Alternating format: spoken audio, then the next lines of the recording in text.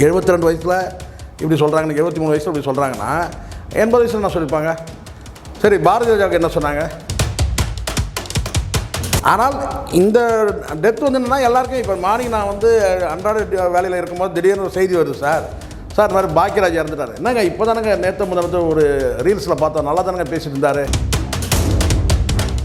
குஷ்புவோட மேரேஜில் வந்து அவங்க மகள் மேரேஜில் வந்து அங்கே என்ன பரிமாறினாங்கன்னு தெரியாது, இவர் என்ன எடுத்துக்கிட்டாருன்னு தெரியாது. பரவலாக சொல்லப்படுறதுன்னு கேட்டிங்கன்னா வந்து அதெல்லாம் இறந்த பிறகு வந்து அவர் வந்து மது அருந்திருந்தாரா இல்லையா. ஆனால் திருமணம் என்னை கேட்டால் ஒரே வார்த்தையில் முடிச்சிடுறேன். பொதுவாக ஒரு 70 வயதை தாண்டிடுச்சுன்னா, ஆனால் அவர் வந்து மது அருந்திட்டு தான் வந்து திருமண ஃபங்க்ஷன் வந்து மது அருந்தினார் அப்படின்னு நம்ம சொல்ல முடியாது. ஆனால் அருந்தி இருக்கிறதுக்கான வாய்ப்பு இருக்குல்ல. அவர் கூட இருக்குன்னு தான் சொல்லணும். இல்லை சார் அவர் வந்து குடிப்பழக்கமே அவர் கிடையாது சார், அவர் வந்து அன்றைக்கி டேட்டுக்கு வந்து பார்த்திங்கன்னா வந்து ஒரு மனிதர் மாரடைப்பால் மரணம் அடைஞ்சார். ஆனால் அந்த மாரடைப்புக்கு காரணம் என்ன? இது மருத்துவர்கள் சொல்லக்கூடிய விஷயம். ஆனால் ஒரு போஸ்ட்மார்ட்டம் பண்ணால் மட்டும்தான் தெரியும் அவர் வந்து அதுக்கான அந்த மாரடைப்புக்கு காரணம் என்னன்றது. சார் வணக்கம். வணக்கம் சார். வணக்கம். சமீபத்தில் இயக்குனர் நடிகர் பாக்யராஜ் அவர்கள் மறைந்து விட்டார். அவர் மறைவுக்கு பின்னாடி வந்து ஆளாளுக்கு ஒரு காரணம் சொல்கிறாங்க. அவருக்கு இதனால தான் இறந்துட்டார், அவர் அதனால தான் இறந்துட்டார், அவர் கடன் தோணியால் இறந்துட்டார், அவர் மகள்கிட்ட பிரச்சனையால் மன உருகி இறந்துட்டார், மகனை முன்னேற்ற முடியாமல் தவித்து மன உளைச்சல் இருந்தார் அதனால இறந்துட்டார் அப்படின்னு ஆளாளுக்கு ஒரு கதையை சொல்கிறாங்க. இது நீங்கள் எப்படி பார்க்குறீங்க? எனக்கு தெரிஞ்ச வரைக்கும் அந்த மரணம் என்பது வந்து எல்லாருக்கும் நடக்கிறது தான் சார். ஒவ்வொரு காலகட்டத்தில் இந்த நேரமும் நாளும் தான் வித்தியாசமே தவிர என்றைக்கா இருந்தால் ஒரு நாளைக்கு நடக்க போகிறது தான். இதை நான் இவர் 80 வயசில் இறந்துதானே சொல்லியிருப்பாங்க? சொல்லுங்கள். 72 வயசில் இப்படி சொல்கிறாங்க, 23 வயசில் இப்படி சொல்கிறாங்கன்னா 80 வயசில் என்ன சொல்லியிருப்பாங்க? சரி, பாரதிய ஜனதாவுக்கு என்ன சொன்னாங்க? எல்லாம் சொல்லக்கூடியதான். ஆனால் என்னென்னா ஒரு நோய்வாய்ப்பட்டு நீண்ட காலம் சிகிச்சையில் இருந்து இறந்தாங்கன்னா அது வந்து பெருசாக பேசப்படாது. திடீர்னு இறந்ததுனால இப்படியான கருத்துக்கள் சொல்லுவாங்க. இப்போ இதே ஒரு டிசீஸை வந்து அவர் ஒரு வந்து படுக்கையில் இருக்கிறாரு, நீண்ட காலம் வந்து சிகிச்சையில் இருக்கிறாருன்னா இந்த மாதிரி செய்திகள் வராது. உடல் நோயில் இறந்துட்டார். ஆனாலும் அப்படியும் கூட பார்த்திங்கன்னா பாரதிய ஜனதா மீது வந்து அவருடைய மகன் குறித்து பேசுனது, அவருடைய எல்லாமே பேசப்பட்டது தான். ஆனால் இந்த டெத் வந்து என்னென்னா எல்லாருக்கும் இப்போ மார்னிங் நான் வந்து அன்றாட வேலையில் இருக்கும்போது திடீர்னு ஒரு செய்தி வருது சார் இந்த மாதிரி பாக்கியராஜ் இறந்துட்டார். என்னங்க இப்போ தானங்க நேற்று முதல்ல ஒரு ரீல்ஸில் பார்த்தோம், நல்லா தானங்க பேசிட்டு இருந்தார். ஸோ விவேக் தான் அதே மாதிரி தான்.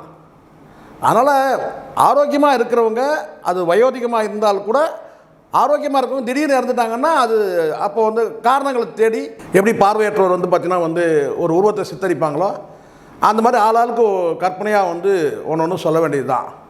அப்படி தான் வந்து நான் பார்க்குறேன் இதை.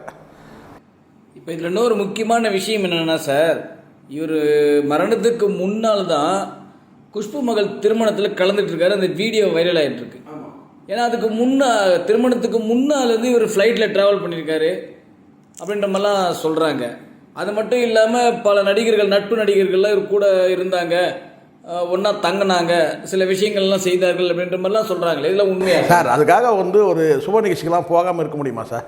நீங்கள் இப்போது விவேக் அவர்கள் இறந்தாங்க, அவர் வந்து முழுக்க அந்த கொரோனா விழிப்புணர்வு ஏற்படுத்துறதுக்காக முன்னால் பேசியிருந்தார். ஆனால் அடுத்த நாள் வந்து அவர் வந்து இறந்துட்டார். ஆனால் அந்த டைமில் எல்லோரும் என்ன சொன்னாங்க கேட்டிங்கன்னா, ஆல்கஹாலுக்கு வந்து பார்த்திங்கன்னா கோவிடை வந்து எதிர்த்து போராட சக்தி இருக்குது, அதாவது குடிகாரர்களுக்கெல்லாம் வந்து கொரோனா வராதுன்னு சொல்லி கிளப்பி விட்டானுங்க அந்த டைமில். அப்போ வந்து விவேக் அவர்கள் வந்து இறந்த பிறகு சில வதந்திகள் வந்தது. வதந்தி தான் நான் சொல்கிறேன். விவேக் வந்து மது அருந்திருந்தார் அப்படின்னு சொன்னாங்க. இதெல்லாம் வந்து தொடர்ச்சியாக ஒருத்தருக்கு வந்து ஒரு மது பழக்கம் இருக்குன்னா அவங்க அதை விட்டுட்டு இருக்க முடியாது. அது சரின்னு நான் சொல்ல, அதை விட்டுட்டு இருக்க முடியாது. ஆனால் அன்றைய தினம் வந்து அவர் மது அருந்தினாரா இல்லையான்னு தெரியாது. ஆனால் என்ன சொன்னாங்கன்னா ஒரு வதந்தி வந்துச்சு. விவேக் அவர்கள் வந்து கொரோனாவுக்கு வந்து அவேர்னஸ்க்காக அவர் வந்து ஒரு நிகழ்ச்சி வந்து சென்னை மாநகராட்சி சார்பாக வந்து வெளியிட்டிருந்தாலும் கூட, ஒரு வீடியோ வெளியிட்டிருந்தாலும் கூட அவர் வந்து மது அருந்திருந்தார், அதான் அவருக்கு வந்து ஹார்ட் அட்டாக் ஆச்சுன்னு சொல்லி கூட சில பேர் சொன்னாங்க. ஏன்னா ஊசி போட்ட பிறகு மது அருந்தக்கூடாதுன்னு ஒன்று இருக்குது, அல்லது வந்து மது அருந்திற போது ஊசி போடக்கூடாதுன்னு இருக்குது கோவிடு. அந்த மாதிரி சூழ்நிலை அவர் மரணம் குறித்து அப்படி ஒரு வதந்திகள் வந்தது. ஆனாலும் மகா கலைஞர் இன்றைக்கி ஒரு ஆல்டர்னேட்டே கிடையாது.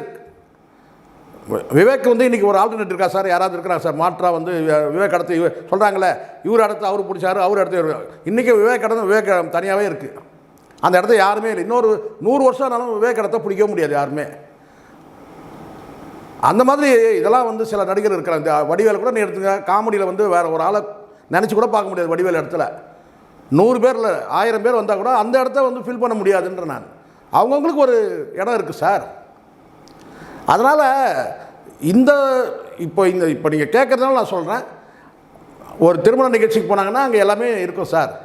அதை பார்த்தீங்கன்னா இல்லைங்க நாம் தான் எச்சரிக்கையாக இருக்கணும். அங்கே பார்த்தீங்கன்னா விவிஐபி திருமணம் விவிவிஐபி திருமணம் அதில் எல்லாமே இருக்க தான் செய்யும். எத்தனை விருந்து ஐட்டம் பரிமாறினாங்க, என்னென்னலாம் பரிமாறினாங்க, எவ்வளோ ட்ரிங்க்ஸு பரிமாறினாங்க, இதெல்லாம் ஒரு கப்பலில் நடக்கிற ஒரு திருமணம் சார். நம்ம ஏதோ ஏழைக்கு பழங்க கல்யாணமா அது சொல்லுங்கள். குஷ்பு எவ்வளோ பெரிய ஐக்கான். அதே மாதிரி சுந்தர் சி பெரிய ஐக்கான் தமிழ் சினிமாவில். அவங்க இந்தியன் சினிமாவிலே குஷ்பு ஐக்கான். அப்போ சிரஞ்சீவி வராரு, நாகார்ஜுனா வராரு, இங்கே பாலிவுட்டு கோலிவுட்டு எல்லா வீட்லேருந்து வராங்க சார். ஹாலிவுட் எல்லா இடத்துலேருந்து வராங்க. உலகம் முழுவதும் ஒரு ஒரு கிட்டத்தட்ட ஒரு ஷிப்பில் ஒரு 300 பேர் 400 பேர் கலந்துக்கிற அந்த கல்யாணத்தில் பார்த்திங்கன்னா என்னென்ன பரிமாறுவாங்கன்றது பார்த்திங்கன்னா சொல்லவா வேணும். நாம் தான் நமக்கு சூட்டபுளாக நம்ம எடுத்துக்கணும், இல்லை விட்டுறணும். ஒரு கல்யாணத்தில் 50 ஐட்டம் வைக்கிறான், நம்மளை கேட்டால் வைக்கிறான். இந்த விஐபிங்க கல்யாணத்தில் போனோம்னா சார் 50 ஐட்டம் வைக்கிறான். அதில் எனக்கு பிடிக்காத ஐட்டம் 10 ஐட்டம் இருக்குது, பிடிச்ச ஐட்டம் 10 ஐட்டம் இருக்குது. மீதி 20 ஐட்டம் என்னன்னு கூட தெரியல. அது வாழ்நாளில் அதெல்லாம் பார்த்ததே கிடையாது, சாப்பிட்டதே கிடையாது. இதை சாப்பிட்லாமா வேணாமான்னு கூட தோண மாட்டேது. அப்படியே விட்டுட்டு நான் செய்கிறோம், 10 ஐட்டம் சாப்பிட்டு மீதியை மனசாட்சிக்கு விரோதமாக இலையை மூடிட்டு வரோம். இதான் நடக்குது. 40 60 ஐட்டம்லாம் வச்சவெல்லாம் இருக்கிறான் ஒரு கல்யாணத்தில். இதெல்லாம் பணத்திமுறை காட்டுறதுக்காக பண்ணுறது தான். ஆனால் குஷ்புவோட மேரேஜில் அவங்க மகள் மேரேஜில் அங்கே என்னென்ன பரிமாறினாங்கன்னு தெரியாது, இவர் என்ன எடுத்துக்கிட்டாருன்னு தெரியாது. பரவலாக சொல்லப்படுறதுன்னு கேட்டிங்கன்னா இந்த விவிஐபிகள் கல்யாணத்திலலாம் எல்லாமே பரிமாறுவாங்க. ரெண்டாவது பார்த்தீங்கன்னா அவர் மதுப்பழக்கம் அல்லாதவர் கிடையாது. யார்? பாக்யராஜ். அதனால் ஒரு வேளை எடுத்துக்கிட்டாரா இல்லையான்றதை அவர் தான் சொல்லணும். அதனால் நமக்கு தெரியாத விஷயத்தை நம்ம பேச முடியாது. ஒரு வேளை இது அவருக்கு பார்த்தீங்கன்னா இன்னும் சொல்லப்போனால் அவருக்கு எதாவது இதுக்கு முன்னாடி ஒரு மைல்டு அட்டாக் வந்திருக்குன்ற மாதிரி செய்தி கூட இல்லை. ஒருவேளை போயிருக்கலாம், இல்லை அவர் சிகிச்சைக்காக பார்த்தீங்கன்னா அவர் ஒரு பீரியடிக்கல் மெடிக்கல் செக்கப் கூட எல்லாம் பண்ணாமல் இருந்திருக்கலாம். தெரியாதுல்ல சார், யாருக்கு என்ன அவருக்கு என்ன நோய் இருக்குன்றது அவருக்கே தெரியுமான்னு தெரியல முதல்ல. ஆனால் இறந்த பிறகு அவர் மது அருந்திருந்தாரா இல்லையா. ஆனால் திருமணம் என்னை கேட்டால் ஒரே வார்த்தையில் முடிச்சிடுறேன். பொதுவாக ஒரு 70 வயதை தாண்டிடுச்சுன்னா பழக்க வழக்கங்களில் கண்ட்ரோல் வேணும், நம்மளுடைய நடவடிக்கைகளை கண்ட்ரோல் வேணும். ரெண்டாவது ஸ்டேட் விட்டு ஸ்டேட்டு போகிறது, இல்லை கண்ட்ரி விட்டு கண்ட்ரி போகிறாங்கல்ல, அதுவே ஆபத்து தான். பொதுவாக விமான பயணங்களை தவிர்த்துக்கணும். விமான பயணம் நீங்கள் பல முறை விமானத்தில் பயன்படுத்தி ஃப்ளைட்டில் போயிருக்கலாம். ஆனாலும் பார்த்திங்கன்னா பொதுவாக ஒரு 70 வயதை கடந்துச்சுன்னா இந்த விமான பயணங்களை தவிர்த்துக்கிறது நல்லது. அது காரணம் என்ன ஒரு வகையான ஒரு ஒரு மன அழுத்தம் வரதுக்கு வாய்ப்பு இருக்குது. ட்ரெயினில் போனாலும் நடக்கும். நீங்கள் ஃப்ளைட்டு தான் சொல்கிறேன்னு நினைக்காதீங்க. தொலைதூர பயணங்களை ரயில்லையோ அல்லது கார்லையோ அல்லது வேறு எங்கேயோ சொல்லுங்கள், இந்த 70 வயதை கடந்தவங்க தொலைதூர பயணங்களை அவாய்ட் பண்ணுறது நல்லது. ஸ்டேட்டை விட்டு ஸ்டேட்டு போகிறது, கண்ட்ரி விட்டு கண்ட்ரி போகிறது, அதுக்காக வீட்டுக்குள்ளேயே முடங்கிடணும்னு சொல்ல. ஆனால் அந்த வயதுக்கு ஏற்ற மாதிரி. ஏன்னா எதனால் சார் மழை பருவம்னு சொல்கிறாங்களே சார், இந்த கை குழந்தையை தூக்கிட்டு பார்த்தீங்கன்னா நீண்ட தூரம் பயணம் பண்ண முடியாது. அது 2 வீலராக இருக்கட்டும், 4 வீலராக இருக்கட்டும், அல்லது ட்ரெயினாக இருக்கட்டும், ஃப்ளைட்டாக இருக்கும். கை குழந்தைகளை தூக்கிட்டு போய் அந்த குழந்தைங்க அந்த உடம்பு தாங்காது. அதிர்ச்சியில் வாகன பயணங்கள்லாம் ஒரு சோர்ந்துடும். ஒரு வீட்டுக்குள்ளே இருக்கிறது மாதிரி பயணத்தில் இருக்க முடியாது. அதே மாதிரி தான் 6 வயசு குழந்தையோட நிலைமை தான் சார் 70 வயசை கடந்துட்டா. இதெல்லாம் யாரும் சொல்ல மாட்டாங்க. 6 வயசு 5 வயசு 4 வயசு குழந்தை மாதிரி தான் இந்த 70 வயசை கடந்துட்டா. எல்லா ஆர்கனும் பார்த்தீங்கன்னா தேய்மானம் ஆகிடும். அப்போ அதுக்கேற்ற மாதிரி பக்குவமாக நடந்துக்கணும், அவ்வளோதான். இப்போ நான் உங்ககிட்ட உட்காந்து பேசினுக்கிறேன். இன்னொரு 10-15 வருஷம் போச்சுன்னா இங்கே அவ்வளோ நாள் இருப்பேனான்னு தெரியல, அது வேறு விஷயம். ஆனால் நம்மளால் வந்து வயது வந்து பார்த்தீங்கன்னா குறையும் போது உட்காந்துட வேண்டியது தான். இப்போ காந்தராஜ் எப்படி உட்காந்துட்டார் பாருங்கள். நான் எந்த ஸ்டுடியோவுக்கு நான் வரமாட்டேன், ஓன்னா இங்கே வந்து இன்டர்வியூ எடுத்துகிட்டு போங்கன்றார் பாருங்க. அதுதான் கரெக்ட். இத்தனைக்கும் அவர் மருத்துவர், இத்தனைக்கும் அன்றாட பணி செய்கிறாரு, அவர் டியூட்டிக்கு போகிறாரு வராரு, அவ்வளோதான். யாராவது இன்டர்வியூ வேணுமா நீங்கள் அவரை தேடிட்டு போகணும், அவ்வளோதான். ஆனால் அவரால் இப்போ நான் 10 ஸ்டுடியோ போகிறேன், அந்த மாதிரி போக முடியுமா? போக முடியாது. அதுதான் வயசு கேப், அந்த ஜெனரேஷன் கேப். ஸோ அதனால் என்னை கேட்டால் வந்து பாக்கியராஜ் தான் இதில் வந்து தப்பு பண்ணியிருக்கார். அவர் வந்து இந்த தொலைதூர பயணங்களை அவாய்ட் பண்ணிடணும். இது அவருக்கு மட்டுமே சொல்கிறேன்னு நினைக்காதீங்க, சிரஞ்சீவிக்கு கூட சொல்கிறேன் நான். சிரஞ்சீவி 70 வயதை கடந்தவங்க அத்தனை பேரும் சார் கொஞ்சம் கண்ட்ரோல் பண்ணிக்கணும் சார்.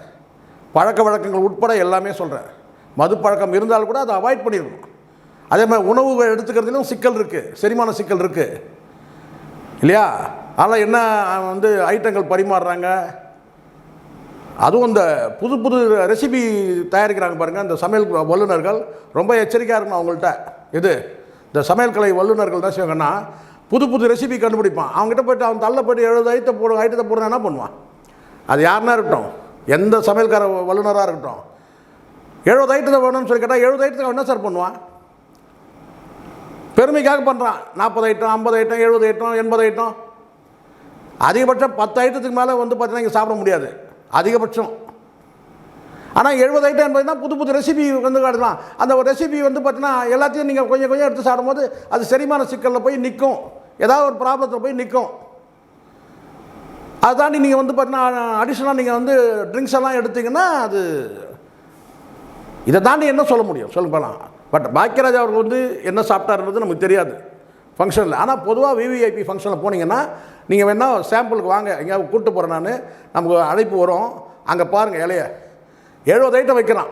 மனுஷன் தானே சாப்பிட்ணும். அதை அப்படியே கொண்டு போய் மாட்டு தொட்டியில் போட்டால் கூட மாடு சாப்பிடாது 70 ஐட்டத்தை. இதுதான் உண்மை. மாட்டுக்கு எவ்வளோ பெரிய உருவம், எவ்வளோ பெரிய வயிறு இருக்குது, மாடு சாப்பிடாது 70 ஐட்டத்தை. ஆனால் மனுஷனுக்கு கொண்டாந்து வைக்கிறான். என்ன பண்ணுறது? பணத்திமுறை காட்டுறாங்க. நான் குஷ்பு சொல்கிறேன்னு புரிஞ்சுக்க போகிறீங்க, நான் பொதுவாக விவிஐபி கல்யாணத்தில் சொல்கிறேன். இல்லை சார், இப்போது இன்னொரு செய்தி ஒன்று சொல்லிக்கிட்டு இருக்காங்க. என்னென்னா குஷ்பு மகள் திருமணத்துக்கு பல நடிகர்கள்லாம் வந்தாங்க, இதில் பாக்யராஜுக்கு ரொம்ப நெருக்கமான நடிகர்கள்லாம் கூட இருந்தாங்க அப்படின்ற மாதிரி சொல்கிறாங்க. ஸோ விலையுயர்ந்த மதுபானங்களை அவர் பயன்படுத்துவதாகவும் ஒரு செய்தி. அது நம்ம பார்க்காம சொல்ல முடியாது சார், நம்ம கண்ணால் பார்த்தோமா தெரியாது. ஆனால் வாய்ப்பு இருக்குல்ல, வாய்ப்பு இருக்குன்னு தான் நம்ம சொல்ல முடியும். ஆனால் அவர் வந்து மது அருந்துட்டு தான் வந்து திருமண ஃபங்க்ஷன் வந்து மது அருந்தினார் அப்படின்னு நம்ம சொல்ல முடியாது. ஆனால் அருந்தி இருக்கிறதுக்கான வாய்ப்பு இருக்குல்ல, அவன் கூட இருக்கணும் தான் சொல்லணும். இல்லை சார் அவர் வந்து குடிப்பழக்கமே அவர் கிடையாது சார், அவர் வந்து அன்றைக்கி டேட்டுக்கு வந்து பார்த்திங்கன்னா வந்து ஒரே ஒரு காஃபி சாப்பிட்டார் சார், நைட்டு வந்து பார்த்திங்கன்னா கொஞ்சம் ரசம் சாதம் வச்சு சாப்பிட்டார் சார் அப்படின்னு சொன்னாங்கன்னா பரவாயில்ல, யாரும் சொல்லலைல்ல. ஆனால் பொதுவாக திருமண நிகழ்வில் வந்து ஏதோ நீங்கள் ஆண்கள் மட்டும் நினச்சிடாதீங்க, ஏதோ வந்து இந்த மாதிரி விவிஐபி கல்யாணத்தில் வந்து அதுவும் விவிஐபி கல்யாணம் அதெல்லாம் வந்து பார்த்திங்கன்னா வெறும் ஆண்கள் மட்டுமே வந்து மது அருந்துவாங்கன்னு நினைக்காதீங்க, பெண்களும் மது அருந்துவாங்க. நான் பெண்கள் தான் சொன்னேன், நீங்கள் நடிகைகள்னு சொல்லலை. ஆண்களும் மது அருந்துவாங்க, பெண்களும் மது அருந்துட்டு ஜாலியாக வந்து கொண்டாட்டமாக இருப்பாங்க. ஆனால் இவர் வந்து அன்றைக்கி டேட்டுக்கு எப்படி இருந்தாருன்னு நமக்கு தெரியாதுல்ல சார், தெரியாமல் நம்ம சொல்லக்கூடாதுல்ல. ஓகே சார், அவருடைய இறப்புக்கு உண்மையான காரணம் ஒரே ஒரு விஷயம் நல்லா சொல்கிறேன் புரிஞ்சுங்க. ஒரு மனிதர் மாரடைப்பால் மரணம் அடைஞ்சார். ஆனால் அந்த மாரடைப்புக்கு காரணம் என்ன, இது மருத்துவர்கள் சொல்லக்கூடிய விஷயம். ஆனால் ஒரு போஸ்ட்மார்ட்டம் பண்ணால் மட்டும்தான் தெரியும் அவர் வந்து அதுக்கான அந்த மாரடைப்புக்கு காரணம் என்னன்றது போஸ்ட்மார்ட்டத்தில் தெரிய வரலாம். ஆனால் அது தெரியாமல் வந்து பார்த்திங்கன்னா நாம் வந்து ஒரு பிளைண்டாக நம்ம வந்து அதை பேசவும் முடியாது, அது சரியாகவும் இருக்காது. நான் பேசக்கூடியதெல்லாம் வந்து பார்த்திங்கன்னா ஒரு என்ன சொல்கிறேன், ஒரு நேர்மையாக ஒரு நியாயமாக பேசணும்னு நினைக்கிறேன்.